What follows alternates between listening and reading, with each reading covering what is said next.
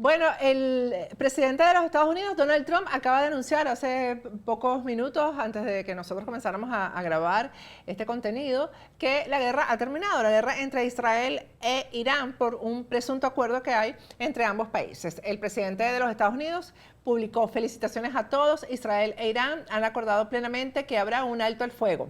Total, un alto al fuego total en aproximadamente 6 horas, cuando ambos países hayan completado sus misiones finales durante 12 horas, momento en el cual se considerará que la guerra ha terminado.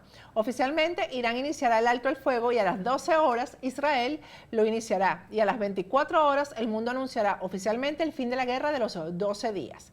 Durante cada alto al fuego, la otra parte se mantendrá pacífica y respetuosa. Suponiendo que todo funcione como debería, que así será, felicito a ambos países, Israel e Irán, por su resistencia, coraje e inteligencia para poner fin a lo que debería llamarse la guerra de los 12 días. Esta es una guerra que podría haber durado años y destruido todo Oriente Medio, pero no lo hizo y nunca lo hará. Que Dios bendiga a Oriente Medio, que Dios bendiga a Estados Unidos de América y que Dios bendiga al mundo, que Dios bendiga a Israel, que Dios bendiga a Irán. Eso también lo dijo el presidente Donald Trump. Definitivamente, como lo dijimos aquí, hicimos contenido durante la semana pasada que fue prácticamente premonitorio. Aquí dijimos que Israel no iba a poder sin Estados Unidos. Intervino Estados Unidos en el fin de semana que estuvimos nosotros descansando y bueno, ustedes vieron lo que pasó. Estados Unidos atacó las bases de armamentistas de Irán y el resultado ha sido este acuerdo que no sabemos si se va a cumplir, imaginamos que sí, pero lo que ocurrió antes de esto, ¿qué fue lo que ocurrió antes de esto? Que Irán bombardeó las bases de Estados Unidos en Qatar. Ahí tienen ustedes las imágenes. El propio presidente Donald Trump dijo que no había bajas de soldados estadounidenses y que no hubo, en general, no hubo ninguna baja, no hubo heridos. Realmente los misiles que lanzó Irán fueron interceptados. China, y esto es un tema muy importante, cómo Irán se quedó prácticamente solo en esto, porque China le advirtió a Irán, porque el Parlamento iraní había ya acordado el cierre del estrecho de Hormuz, que es por donde pasa una gran cantidad de petróleo. Lo aprobó el Parlamento de Irán, pero el dictador iraní no había dado el sí al cierre del estrecho de Hormuz y China le advirtió que no lo hiciera. Lanzó una advertencia tras las amenazas de cerrar el estrecho de Hormuz. Estas aguas son vitales para el comercio y deben mantenerse estables y sin interrupciones.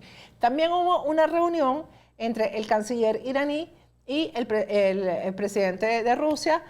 Ahí la tienen ustedes, la reunión con Putin, y Putin dijo que sí, que va a apoyar a Irán, pero que se va a mantener neutral. Esa declaración no la entendí, porque si apoyas a Irán no puedes estar, de ninguna manera puedes permanecer neutral. Son los grandes aliados, definitivamente Rusia y China, que le dijeron a Irán: mira, deja el jueguito de la guerra porque no te vamos a acompañar.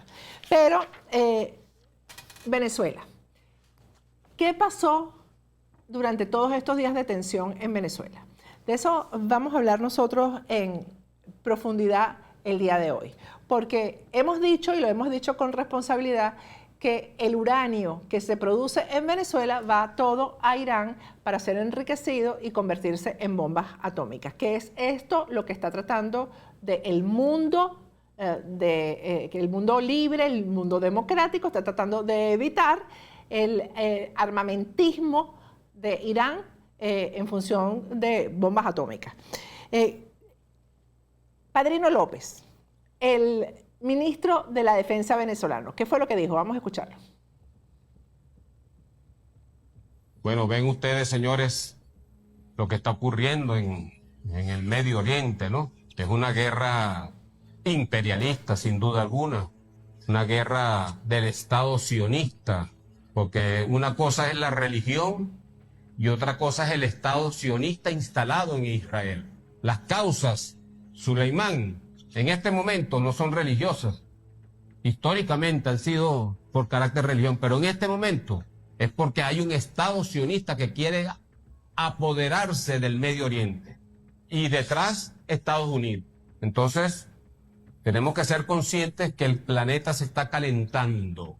Y tenemos que tener conciencia que aun cuando veamos ese conflicto allá un poco lejos, señores generales, almirantes de la patria, eso viene para acá también. Porque si explota el tema petrolero, Venezuela se pone a la vanguardia con el suministro de petróleo en esta región occidental. Veamos el impacto que puede ocurrir si cierran el estrecho de Hormuz. Veamos el impacto que puede ocurrir que esto escale y se convierta en una guerra mundial, la tercera guerra mundial.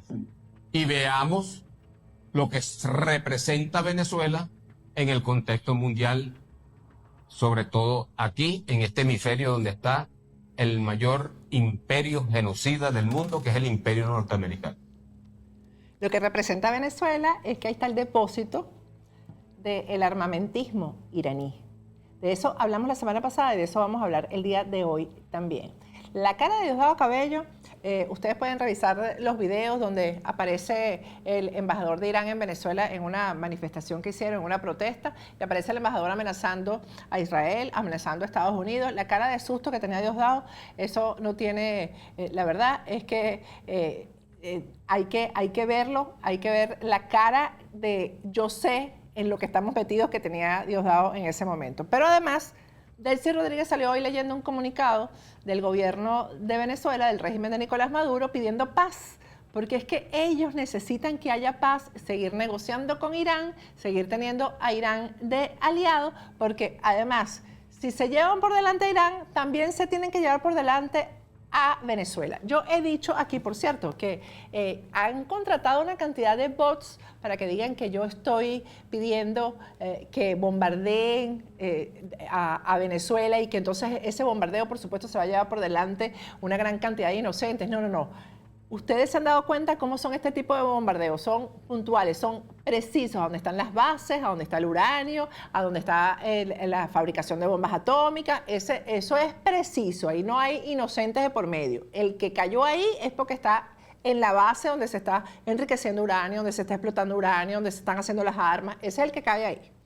Y por supuesto, yo me imagino que las cabezas de todo esto también caerán en un bombardeo, un posible bombardeo o un presunto bombardeo en caso de que siga la guerra. Porque, repito, no pueden llevarse por delante a Irán sin llevarse a la sucursal del armamentismo de Irán que está en Venezuela, en centros precisos que tienen, obviamente, ubicados quienes están en contra de las bombas atómicas que quiere fabricar Irán y que quiere utilizar Irán para hacerse dueño del mundo.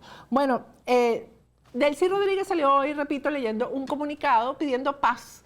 Vamos a escucharla. De manera urgente, propongo muy respetuosamente la convocatoria de una cumbre por la paz y contra la guerra, para enfrentar el peligro creciente de un conflicto que podría arrastrar a la humanidad al abismo de una guerra nuclear, la cual debería celebrarse a la mayor brevedad posible en un país de la región, con el fin de asegurar la participación directa de los actores más involucrados y enviar una señal clara de voluntad regional por la paz. Esta cumbre creemos que debería... ¿De voluntad de quién? Entonces, ¿por qué se supone que Venezuela, si no tiene nada que ver con este conflicto, por qué tiene que presentar voluntad de algo, voluntad de paz? Vamos a hablar de todo eso el día de hoy aquí en Agárrate.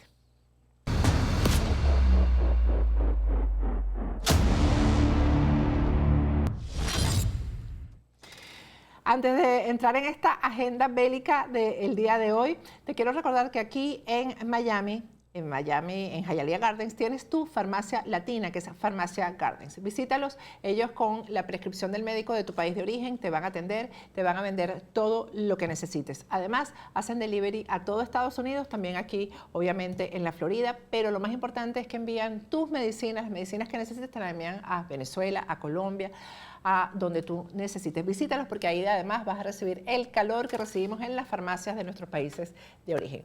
Bueno, hoy vamos a conversar con un especialista en esta materia. Yo lo voy a dejar hablar a él porque además hoy estoy un poquito indispuesta, me siento un poquito mal, pero creo que es responsabilidad. Les digo, este tipo de contenidos es responsabilidad de quienes llevamos adelante medios de comunicación alternativos como este, tenerlos presentes en la agenda.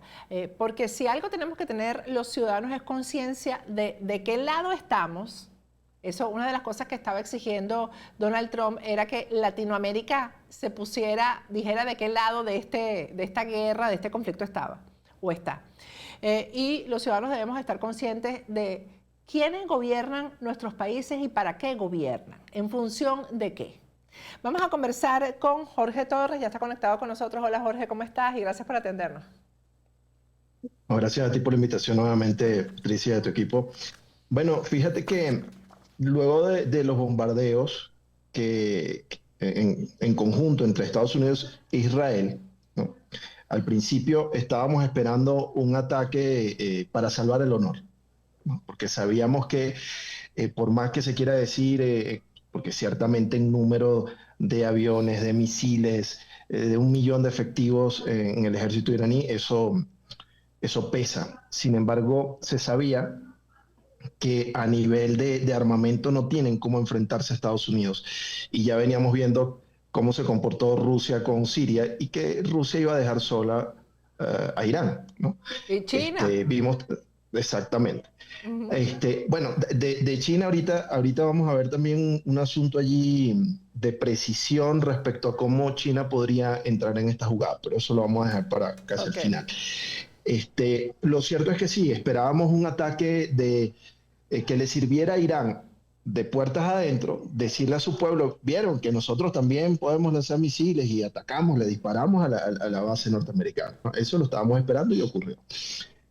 Ahora lo que sigue, y yo sumándome precisamente a esa introducción que hiciste de Venezuela como una sucursal armamentista, fíjate una cosa, aquí si nosotros nos damos cuenta, una de las peticiones que ha pedido Netanyahu en este conflicto ha sido no solamente desmantelar el programa nuclear, sino también desmantelar a los proxies.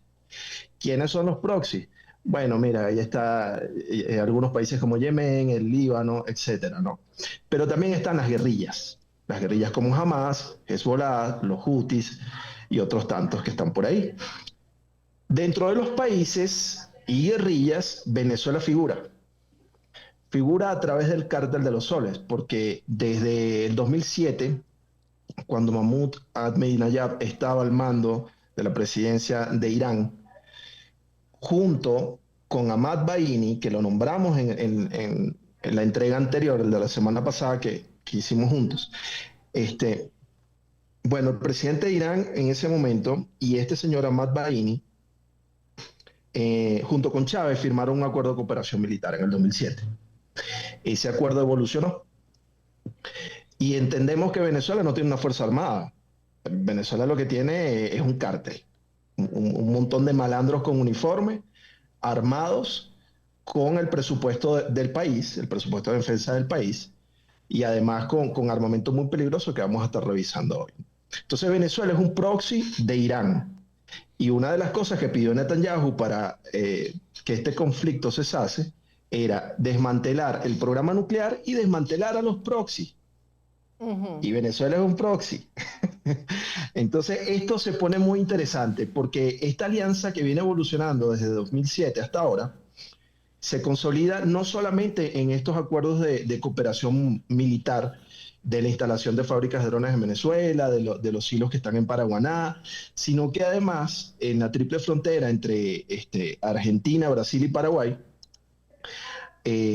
pues allí hay una gran lavadora de plata que financia estas operaciones en Latinoamérica por parte de células de Hezbollah y de la Guardia Revolucionaria Islámica de Irán. ¿Ok? ¿Qué más tenemos? ¿Qué otro elemento tenemos importante sobre la mesa? Que existe una ruta de Conviasa, Caracas-Teherán, que está activa, estuvo inactiva y luego la volvieron a activar en 2022 y sigue activa. De hecho, se pueden comprar boletos para esa ruta. Y aunque figura como una ruta civil, por lo cual no ha sido cancelada, lo cierto es que por esa ruta pueden viajar cosas pequeñas, ¿no? Bien, entonces tenemos eso y tenemos también que ya se empezó a ensamblar un dron bastante grande en Venezuela, que es el Shahid 136. Ellos empezaron con un dron pequeño, que era el Mojager 2, un dron que pesaba unos 50 kilos máximo, con carga, ¿ok?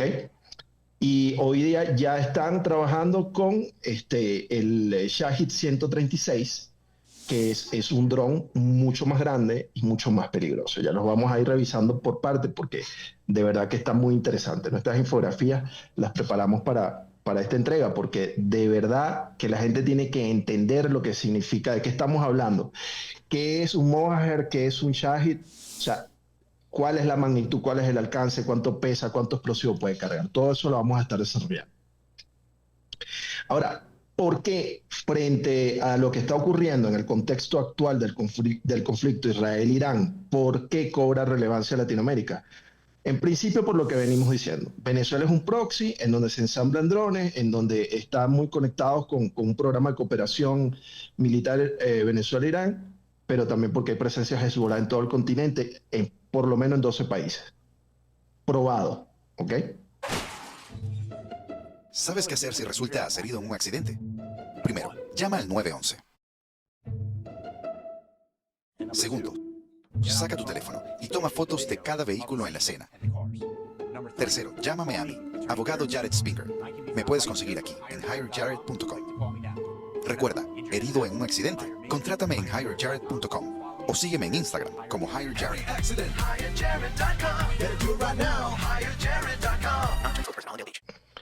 Ahora, ¿cuál es el elemento humano que conecta todo esto? Ahmad Baini, que es el actual jefe de la Guardia Revolucionaria Islámica de Irán, que además fue el responsable del atentado de la AMIA. Este tipo solamente en vidas argentinas tiene más de 100 encima, ¿ok? Más de 100 personas fallecieron gracias a este señor y más de 600 heridos. Este señor que está aquí. Este señor estuvo en la mesa con el presidente de Irán en 2007 en Venezuela junto a Chávez. Después de eso, él fue ministro de Defensa en Irán, creo que entre el 2009 y 2013. Y durante ese periodo siguió impulsando la transferencia de tecnología. Y cuando hablamos de transferencia, estamos hablando de las carcasas, de los circuitos, del software para pilotear estos drones. ¿Ok? Este sujeto. El ascenso de él, ahora como jefe de los Quds, lo que puede es acelerar que vayan más ingenieros a Venezuela, que se acelere la producción, ¿ok? Y que además de estos drones puedan llegar más cosas a Venezuela, porque es un proxy. Y eso es lo que ellos han hecho con sus proxies en Medio Oriente. Y ellos necesitan un proxy en Latinoamérica para desestabilizar este lado del hemisferio. Hay que entender qué es un proxy. Es un tentáculo que ellos van a activar para que ejecute acciones de alta negabilidad. ¿A qué nos referimos con eso? Que cuando se le pregunte a Irán si ellos están detrás de cierto ataque, un supuesto ataque en el Caribe, Dios quiera que estos drones no lleguen a Cuba, Irán puede decir, a mí que me revisen. ¿Ok? Lavarse las manos. Para eso existen exactamente, para eso existen los proxies. Ahí te quiero atajar porque quiero hacerte una pregunta. Este cese al fuego no es un cese a todas esas cosas que tú estás contando. No necesariamente. Exacto. Que eso, porque además que eso no está oficializado, lo que tú estás contando es real, es cierto, pero no está oficializado. ¿Qué cosa? ¿Qué cosa no está oficializado? Que Venezuela es un proxy, que es un tentáculo. Es decir, eso está ahí, eso sabemos que es cierto. Las investigaciones, yo creo que más periodísticas que otra cosa, lo han revelado. Pero lo que te quiero decir, en el acuerdo de cese al fuego no está el acuerdo de desactivar eso. Exactamente, a eso iba. Ajá. El acuerdo de cooperación a 20 años con Irán existe. Exacto. ¿Okay? Han venido firmando distintos acuerdos y el último lo firmó Maduro. Para 20 años, lo firmó el año pasado. Pero fíjate que ellos negaron... Ellos están viendo que ellos se quedan 20 años más en el poder. Claro, pero fíjate que ellos, con esta crisis, ellos negaron que se está enriqueciendo uranio extraído desde Venezuela. Eso lo han negado. Y han negado que ellos tengan algo que ver con esta carrera armamentista diabólica de Irán. Lo niegan. Eso lo va a determinar las inspecciones de los ingenieros nucleares cuando hagan una trazabilidad de ese uranio y digan, oye, pero esto tiene una foto del Roraima. Eso es bueno que lo expliques. Eso es bueno porque tiene una huella particular el uranio depende de donde se extraiga, ¿no? Así es, así es. Pero antes de llegar allí, lo que tenemos que entender que primero tenemos este enlace humano, que es Ahmad Baini, que yo le llevo la pista porque es un tipo extremadamente peligroso que tiene muchísimo conocimiento sobre Latinoamérica, que ha sido el arquitecto de todos estos acuerdos con la tiranía de Nicolás Maduro y que ahora tiene un alto rango en la milicia iraní. Es decir, no pusieron a cualquiera, pusieron al que más conoce este lado del mundo, el que lleva años ejecutando acciones terroristas en Latinoamérica. Bien, ahora si le sumamos a eso el tema logístico, que con Viasat tiene estos vuelos semanales a Teherán y que a través de esa ruta pueden viajar piezas pequeñas como explosivos, electrónica ligera, todo eso cabe como carga civil. Y lo que lleva dentro de estos drones de los que venimos hablando son cosas bien pequeñas. ¿Ok? Entonces, estas cositas hay que ir conectándolas porque no estamos hablando de cualquier cosa. Esto es muy peligroso, ¿bien? Ahora, la red chiita libanesa, que se conoce con el nombre de Hezbollah, entendamos también un pequeño paréntesis aquí de cultura general. Estos tipos en Medio Oriente están acostumbrados a tener influencia política y militar y tienen el mismo nombre. O sea, tienen un partido político que se llama Hezbollah y tienen una guerrilla que se llama Hezbollah. ¿Bien? Y ellos tienen en su cabeza, o sea, por ejemplo, el caso de los ayatolá, tienen en su cabeza básicamente reconstruir el antiguo imperio persa y tienen influencia política en todos los países que hacían parte del imperio persa. En esos países operan partidos políticos dirigidos desde la cabeza clerical, ¿no?, del ayatolá, y operan estas guerrillas proxy. Cada vez que ellos capturan el poder, ya ese país se vuelve un proxy. Pero si no han llegado al poder, desestabilizan con guerrillas. Esa es básicamente la manera en que opera el eje del mal iraní sobre toda esa región. Esa es la forma en la que opera. Trabajas duro para sacar a los tuyos adelante. Buscas un mejor porvenir aunque carezcas de estatus migratorio. A veces, una nueva vida en los Estados Unidos es dura, llena de cambios drásticos, adaptaciones e incertidumbres legales. Yo he estado allí. Pero ahora, como abogado de inmigración y ciudadano de este país, mi propósito es ayudarle a usted y a su familia a alcanzar sus metas en esta gran nación y convertir el sueño americano en su realidad hoy mismo. Ahora, esta red está establecida en Latinoamérica. Bien.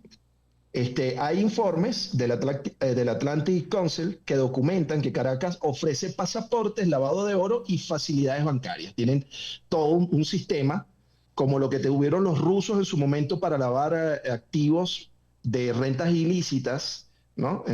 Lo hicieron con la banca europea. Ahora, Irán copió el mismo modelo y lo ejecuta en este lado del mundo, ¿ok? Para evadir sanciones y todo esto. La organización RAND, que es un observatorio, destaca que la triple frontera, por ejemplo, es la caja chica de Hezbollah, en donde se mueven entre 20 a 30 millones de dólares todos los meses. Con droga, ¿no? Con narcotráfico. Exactamente. Okay. Tráfico de armas, tráfico de sustancias, tráfico de personas, lo que te quieras imaginar.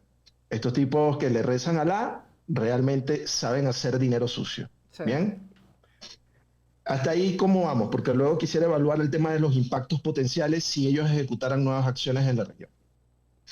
No sé si tienes alguna pregunta hasta no, este yo punto. estoy clarísima. Ok. Bueno, nosotros estuvimos haciendo una evaluación de seguridad para tratar de ver qué pueden hacer ellos como proxy de este lado del mundo sin involucrar a Irán, pero mostrando influencia y mostrando el terror, que bueno, esa es básicamente la manera de ellos hacer política y geopolítica, ¿no? A través del terror. Una de las cosas son precisamente estos drones, que las imágenes las tenemos por allí, Dani. Vamos a empezar a hablar sobre el Arpía, vamos a empezar a hablar sobre el Mojajer 2. Vamos ¿Okay? a ponerlo en pantalla, ahí lo tenemos. Ya, vamos a ampliar esos detalles para que la gente los pueda ver, ¿no? Es bien interesante, porque inicialmente recordemos que existen un montón de videos y declaraciones de altos mandos militares y el mismo Chávez diciendo que este dron, no, mira, este dron es para tomar fotos de cultivos, Sí. patrullaje de frontera, sí, arrojar peluchitos desde el La aire, playa. caramelos. Sí, más nada. Nosotros no, nunca se nos va a ocurrir, lo dijo textualmente, nunca se nos ocurriría atacar con esto. Eso lo dijo en el 2007 y en el 2012 ya los tenían artillados, ¿ok? El Mohajer 2 pesa entre 50 y 65 kilos, una velocidad promedio de 50 kilómetros por hora, una autonomía de hora y media, ¿ok? La carga útil no supera los 5 kilogramos. Por carga útil es que a eso le podemos meter cualquier cosa que haga kaboom, ¿ok? Lanzamiento y recuperación, se lanza a través de una catapulta y se recupera porque tiene un paracaídas, pero también tiene unos tipos de esquí.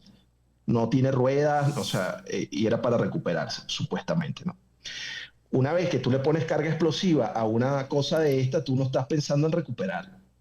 Tú quieres que eso vaya, se estrelle, haga su trabajo y chao. Ese es el Mohajer. Fijémonos en dos detalles.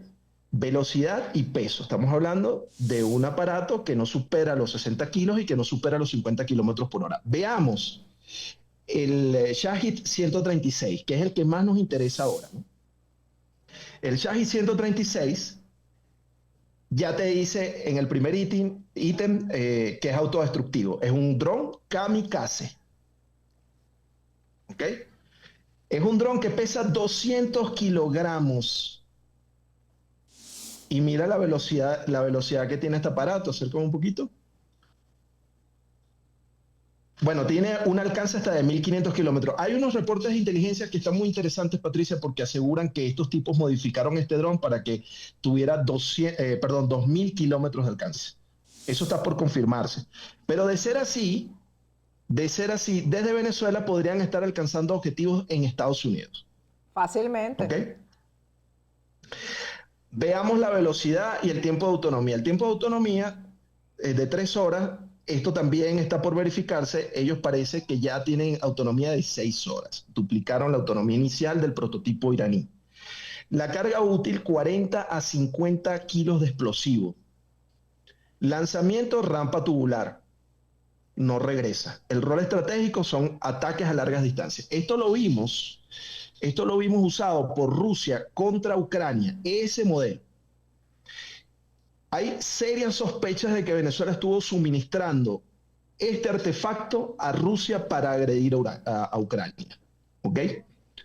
Entonces, por eso yo quería ser muy meticuloso en la descripción de los dos aparatos para que entendamos que desde 2007 a 2022 pasamos de un dron que iba a soltar peluchitos en Navidad desde el aire a un dron de esta magnitud capaz de generar mucho daño. Bien, aquí tenemos las comparativas. Preparamos esta infografía para que ustedes la tengan también en Factores de Poder y la puedan consumir. Bien, una de las cosas más peligrosas, y es la gráfica siguiente, ¿no? La de disuasión, Dan, en donde vamos a ver el costo de disuasión. Aquí es en donde para mí se vuelve muy dramática estos posibles escenarios que nosotros hemos planteado.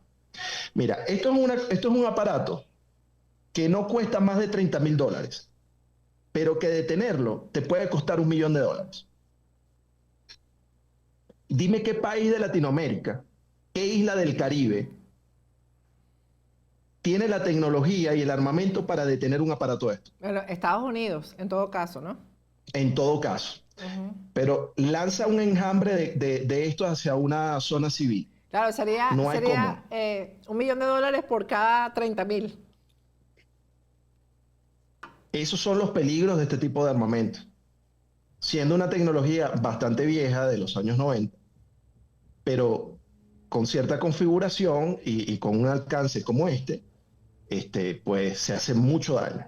Bien, de eso se trata este análisis que nosotros hicimos, de entender el lío en el que está Latinoamérica, porque no hay presupuesto militar para algo así en ningún país de la región. No hay protocolos de defensa. Este lado del hemisferio está totalmente vulnerable ante una amenaza como esta.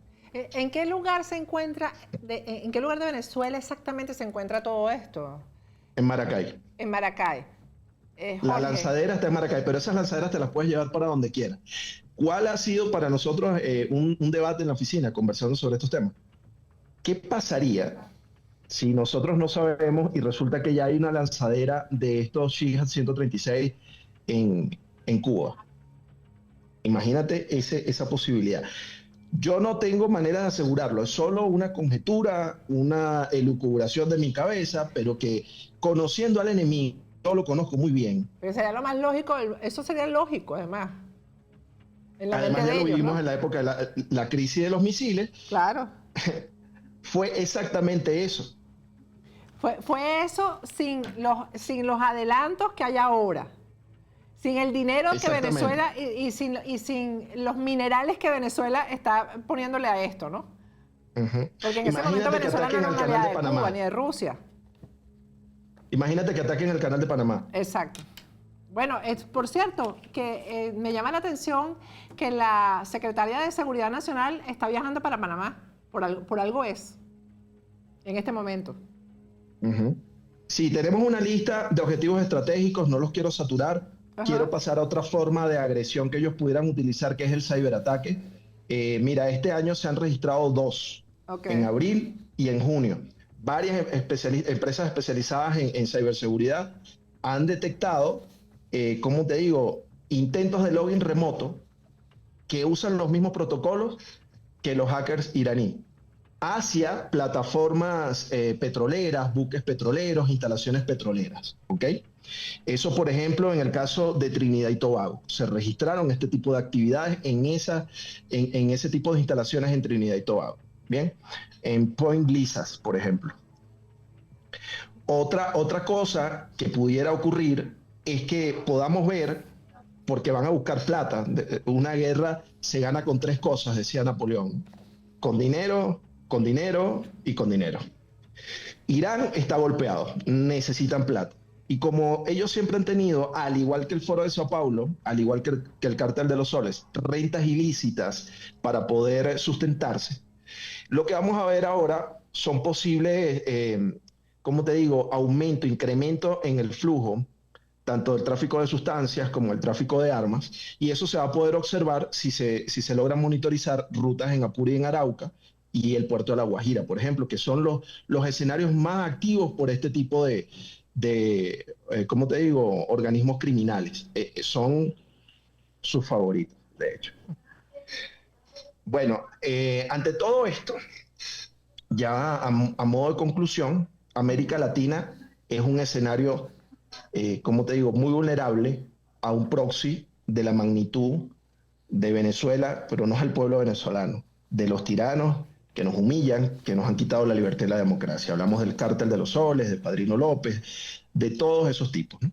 Entonces, Latinoamérica es un escenario en donde ellos pudieran implementar acciones híbridas y hay que estar muy atentos. Estas conexiones entre Maduro y Ahmad Baini no son cualquier cosa. La presencia comprobada de Hezbollah en al menos 12 países no es juego.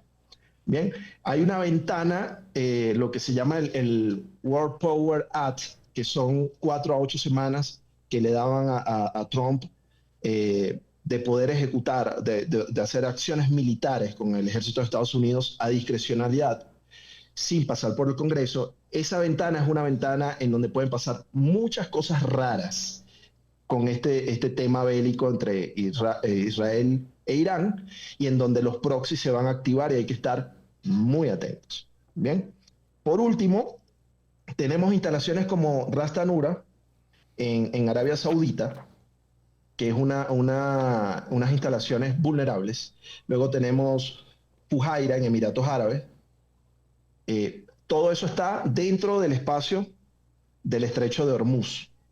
Ellos pudieran, los proxies pudieran o cerrar el estrecho o atacar estas instalaciones. Aquí viene China. Hay unas instalaciones que están fuera del estrecho de Hormuz, que es el puerto de Chabahar. Creo que tenemos imágenes de eso por allí. Este puerto, el puerto de Chabahar, mira, bueno, ahí tenemos las lanzaderas de las que yo te hablaba. Tanto tanto Ras Tanura en Arabia Saudita como Fujairah en Emiratos Árabes pudieran ser atacadas por los proxies de Irán en esta ventana de 4 a 8 semanas, en donde Irán dice, no, mire, yo no estoy disparando.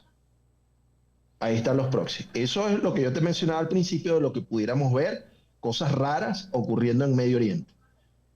Los Houthis, de una manera, eso es una fuerza beligerante, nosotros no tenemos nada que ver, y hicieron lo que hicieron. O Hezbollah, o ISIS, o Hamas, en represalia contra Netanyahu, Israel y Occidente, ¿no? Irán se lava las manos. Esas son cosas que pudieran pasar allá. China tiene pensado invertir en un puerto que está justo a las afueras del estrecho de Hormuz. Eso es un puerto que se hizo con financiamiento de la India, pero creo que hubo allí como un quiebre en la relación entre Irán y la India, y China dijo, yo meto la plata. Dame chance de entrar en el negocio. Está justamente allá afuera del estrecho de Hormuz, el puerto de Chabahar. ¿Ok? Entonces pudiéramos estar viendo que China le dé oxígeno financiero a Irán a través de ese puerto, que está fuera del estrecho de Hormuz. O sea, los hutíes y los proxies pueden hacer lo que quieran en el estrecho de Hormuz. China pone plata, activan el puerto, empiezan a sacar petróleo por allí y le dan alivio financiero a Irán. ¿Okay? Eso es otra cosita que pudiéramos estar viendo en Medio Oriente. Es una probabilidad. Y eso no implicaría que China esté involucrándose en el conflicto, ¿no? Bueno, yo estoy comerciando. Yo no les estoy dando armas, yo no estoy opinando, yo no quiero mediar en ese sitio, yo estoy comprando petróleo. Porque como cerraron el estrecho y me sale más caro, yo soy el mayor consumidor de petróleo del mundo, yo puse plata en ese puerto. Y eso implicaría que ahora va a tener mayor peso diplomático y mayor peso comercial y de negociación en esa área. Entonces eso es una cosa que tenemos que considerar que pudiera ocurrir. ¿Qué más te puedo decir? Bueno, nada, lo que acaba de ocurrir con este cese al fuego deja una ventana de posibilidades para los proxies. Yo creo que el cese al fuego le conviene a quien va ganando, Israel, Estados Unidos, así que aquí el gran perdedor es Irán. La balanza de poder en esa zona no ha variado. ¿Y cómo queda Venezuela ahí, Jorge? Yo creo que Venezuela va a seguir siendo el proxy de Irán. Sí.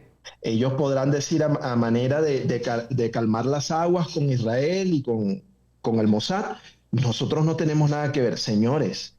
Después del 28 de julio del año pasado, uno de los primeros que fue a visitar a Maduro fue el ministro de Defensa de Irán. Así es. Y firmaron el acuerdo por 20 años. ¿De qué estamos hablando? Así es. Bueno, ya sabemos la determinación del presidente de Estados Unidos. Se probó en esto, Jorge. O sea, actuó prácticamente y además sin consultar y sin nada, lo cuestionaron, etcétera, pero actuó y punto y le puso fin a esto. Quirúrgicamente.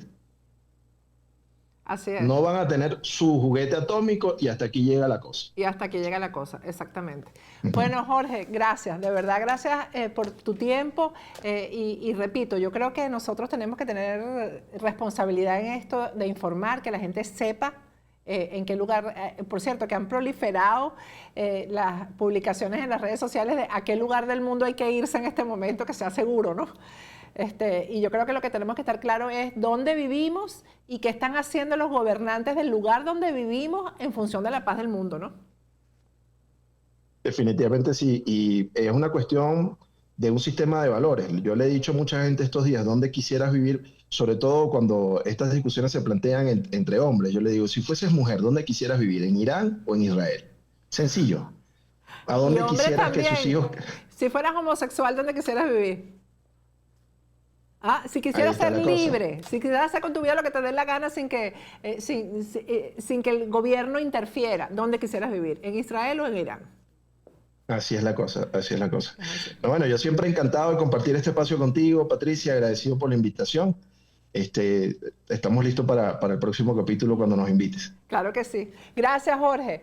Bueno, lo que teníamos previsto era que toda la semana estuviéramos hablando del tema, porque repito, para mí es una responsabilidad informar sobre esto, y si alguien está bien informado, definitivamente es Jorge Torres. No comenté algo al principio que quiero cerrar el programa con esto, y es que otra noticia del día de hoy es que la Corte Suprema de Estados Unidos le dio vía libre al presidente Donald Trump para las deportaciones a terceros países. ¿Qué quiere decir esto? Que puede ser que un cubano, un venezolano, un mexicano sea deportado a países como Sudán o Libia. Eso puede ocurrir, eso lo acaba de aprobar la Corte Suprema de los Estados Unidos.